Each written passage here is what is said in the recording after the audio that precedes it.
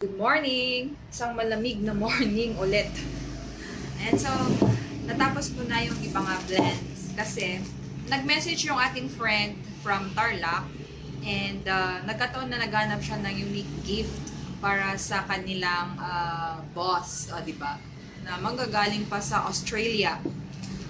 Ayan. So, sabi niya, kung pwede daw gamitin, pwede daw itong gawing gift natin. Pwede naman, kaya nga gift. Unique siya. Unique daw siya. Ayan. So, ayan. As usual naman pa rin, yung mga blends natin. Sa ngayon, meron tayong 8 blends. Ayan. So, pouch yung kanyang gagamitin. Na-ready ko na yung mga pouches natin. Ayan. So, nag-order siya ng pouches and isang big pouch. Ayan. So, ipapack ko ngayon. Tapos, after then, gagawin natin yung, meron siyang in-order na yung apple, pure apple, at saka dried apple, at saka dried na pineapple. Yung sa maliit na pack. Yan. Yung parang snack siya. Ganon. Okay? So, hopefully, matamis yung pineapple. Kasi pinili ko naman yung medyo hinog.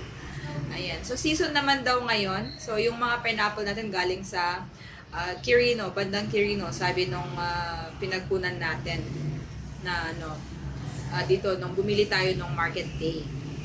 So, of course, yung i-feature natin yung mga lemons natin dito sa Mountain Province, yung mga strawberries natin. Yung strawberry na nagamit dito is yung from Sagada.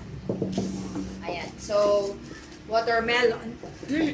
Excuse me. Yung watermelon is galing din sa Karatig po natin. So, usually, yung fruits na dinahydrate natin is galing dito sa atin. Except lang, of course, yung apple at kiwi kasi imported yun. Ganon. Yan. So, ilagay na natin dito. Okay? Ayan, nalagyan ko na yung iba. So, i-seal na natin siya.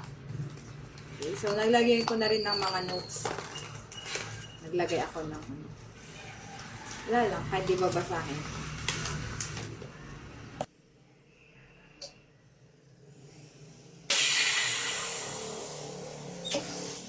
Ito ako nun. Yan.